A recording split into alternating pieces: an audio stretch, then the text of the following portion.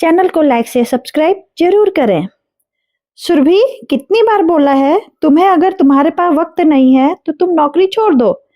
कम से कम मेरे खाने के लिए काम वाली ही रख लो। मानव की पत्नी को मैं कुछ कह नहीं सकता, पर हर रोज एक जैसी सब्जी खाकर मैं ऊब गया हूँ। तुम जानती हो मैं बाहर का खाना नहीं खा सकता, वरना मुझे पैसों की कोई कमी नहीं है। विजय झल्लाते हुए अपनी पत्नी सुरभि से कहता है। सुरभि बोली, थक तो मैं भी गई हूँ, पर क्या बोलूं, जबकि राशन सब्जी सबके लिए पैसे मैं मम्मी जी को हर महीने देती हूँ, फिर भी नेहा इतनी कंजूसी क्यों करती है, समझ में नहीं आता। कुछ कहती नहीं हूँ, वरना लोग कहेंगे जेठानी कमाती है तो देवरानी को दबाती है।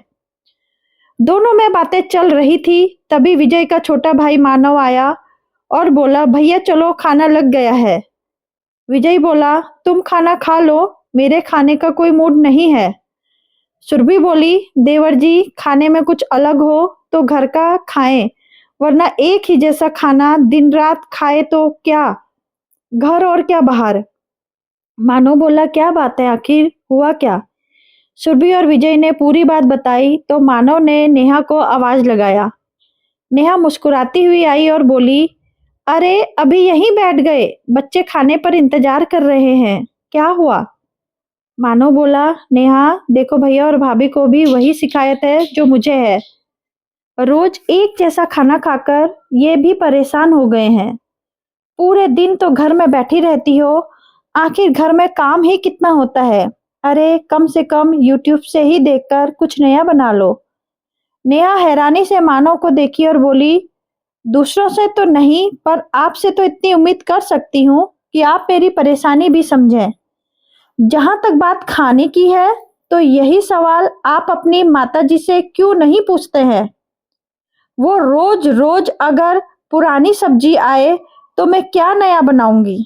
विजय बोला, देखा सुरभि, इसलिए मैं बोला था कि तुम एक खाना बनाने वाली रख लो। मुझे घर में लड़ाई झगड़ा बिल्कुल भी नहीं चाहिए। नेहा बोली, भैया मुझे आपसे कोई शिकायत नहीं है, शिकायत तो अपने पति से है। अगर मैं नौकरी नहीं करती तो इसका मतलब क्या, इस घर में मेरी कोई इज्जत नहीं है, आखिर मेरा भी स्वाभिमान है। सुरभि नेहा को मक्खन लगाते हुए बोली, अरे नहीं नेहा, उनके कहने का वो मतलब नहीं है। नेहा बोली, भाभी आप मुझसे बड़ी हैं, एक बात बताइए, आप नौकरी करती हैं तो आपको समय नहीं मिलता, ये मैं समझ सकती हूँ, पर मैं भी घर में बैठी नहीं रहती हूँ। मानव गुस्से से बोला, नेहा तुम कैसे बात कर रही हो। नेहा बोली, कहाँ लिखा है कि घर की छोटी बहू ही सबका सम्मान करे और बदले में उसे तिरस्कार और अपमान मिले। अब बस ये नहीं चलेगा, मैं भी अपने स्वाभिमान के लिए आवाज उठा सकती हूँ। इतना कहकर नेहा चली गई। नेहा नाराज होकर रसोई में गई तो उसकी सास कमला जी बोली, छोटी बहू बन गया खाना तो सब आए क्यों नहीं। नेहा बोली, हाँ मम्मी जी, रोज की तरह वही खाना बना है, नया कुछ नहीं है। कमला जी बोली, क्या मतलब है तुम्हारा। नेहा बोली, मम्मी जी मैंने कई बार आपसे कहा कुछ नया मंगवाया कीजिए, पर आप पैसों को बचाने के चक्कर में नई सब्जी कुछ नहीं मंगवाती है और चार बातें मुझे सुनने को मिलती हैं। कमला जी बोली, बहू हमारे समय में इतनी चीजें मिलती भी नहीं थी, जो घर में रहता था उसी से कुछ नया बनाकर थे। तुम मेहनत करना नहीं चाहती हो और दोष मुझ पे डाल रहे हो। तभी सुरभि आई, बोली, नेहा तुम बहुत जल्दी बुरा मान जाती हो, हमारी परेशानी समझो। चार लोगों के बीच में जब हम लंच बॉक्स खोलते हैं तो रोज रोज वही खाना देखकर कैसा लगता होगा। नेहा बोली, भाभी जी मैं भी रोज रोज की शिकायतें सुनकर थक गई हूँ।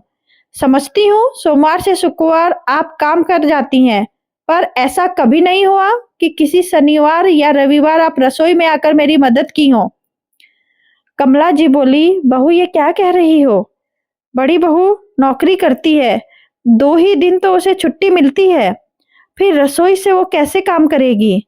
नेहा बोली, मम्मी जी अगर मैं नौकरी नहीं करती हूँ तो क्या मुझे दिन भर आराम नहीं मिलेगा, क्या मुझे 365 दिन काम करना पड़ेगा। आखिर मेरा भी कुछ स्वाभिमान है कि या नहीं? सुरभि इतराते हुए बोली, अपनी अपनी किस्मत होती है। इतना कहकर वो चली गई। कुछ रोज ऐसे ही चलता रहा। फिर एक रोज नेहा मानव से बोली, एक काम वाली और लगवा लीजिए जो कम से कम सब्जी काट दे, डस्टिंग कर दे, तो मेरा काम कुछ हल्का हो जाएगा। मानव बोला, झाड़ू पोछा और बर्तन के लिए काम वाली आती तो है, और सभी काम काम वाली ही करेगी तो तुम क्या करोगी? नेहा बोली, जिन्हें बना बनाया सब कुछ मिल जाता है, उन्हें घर की औरतों की अहमियत नहीं पता चलती। घर में 9 लोग हैं, मैं भी थक जाती हूँ। मुझे लगता है इन्हीं कारणों से कुछ बहुएं अलग हो जाती हैं। फिर दोष उन पर लगता है कि उन्होंने आते ही घर का बंटवारा कर दिया। कमला जी, मैं नेहा और मानव की बात सुनी तो तुरंत जाकर विजय और सुरभि के कान भरे।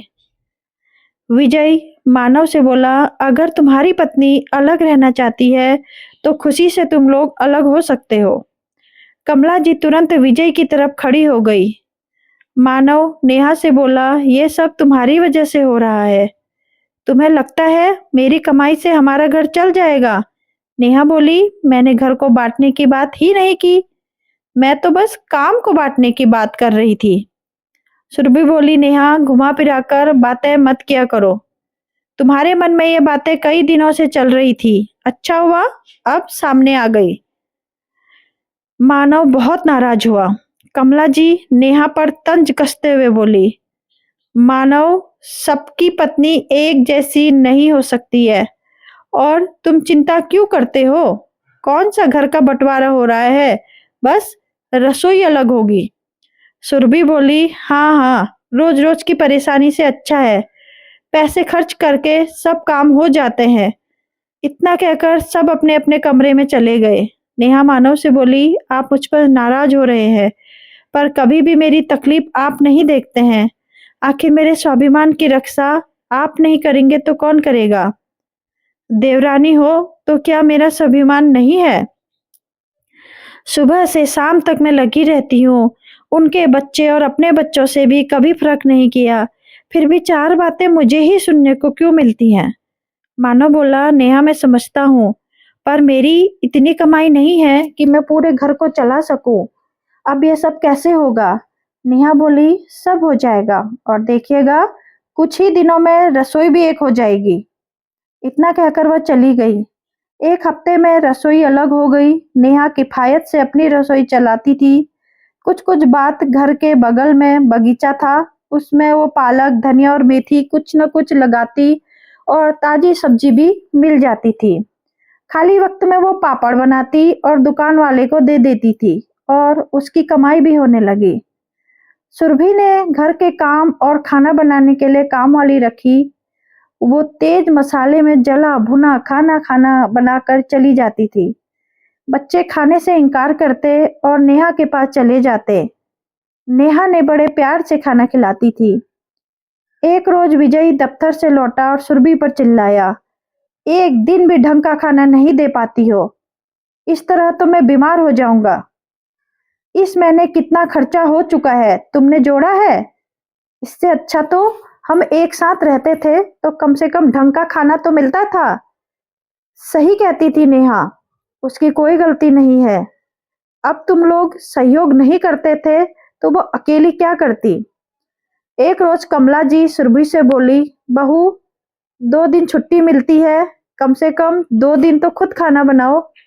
सुरभि बोली, मम्मी जी, आप भी तो खाली बैठी रहती हैं, क्यों नहीं खाना बना लेती हैं? आपके पैसे बचाने के कारण ये सब हुआ है। बेकार में उससे रिश्ते खराब की, ना इधर के रहे ना उधर के।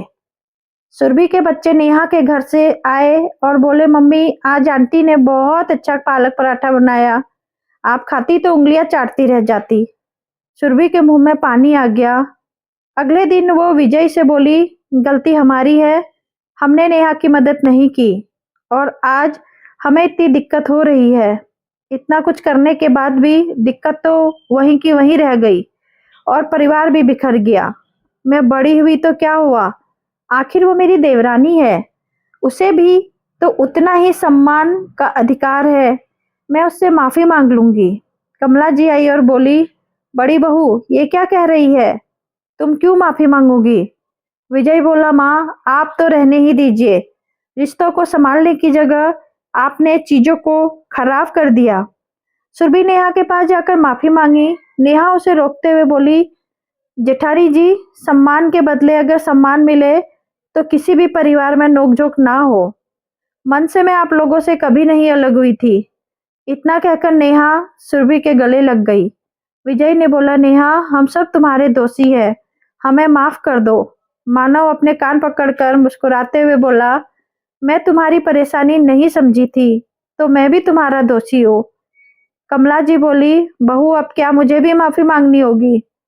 नेहा मुस्कुराकर बोली, नहीं नहीं मम्मी जी, बस थोड़े से बचत के लिए किसी का स्वाद मत बिगाड़िएगा। नेहा का इतना कहते ही सब हंस पड़े और सब फिर से एक हो गए। दोस्तों, अगर हम परिवार में एक दूसरे की भावनाओं को समझे और उन्हें एक जैसा सम्मान दें, तो कभी भी परिवार बिखरता नहीं है। जेठानी हो या देवरानी, हर किसी को सम्मान के बदले सम्मान ही चाहिए। स्वाभिमान पर ठेस लगे तो कब तक कोई चुप रहेगा? आपको ये मेरी कहानी, ये रचना कैसी लगी? अपने अनुभव और विचार कमेंट द्वारा मेरे साथ जरूर साझा करिएगा।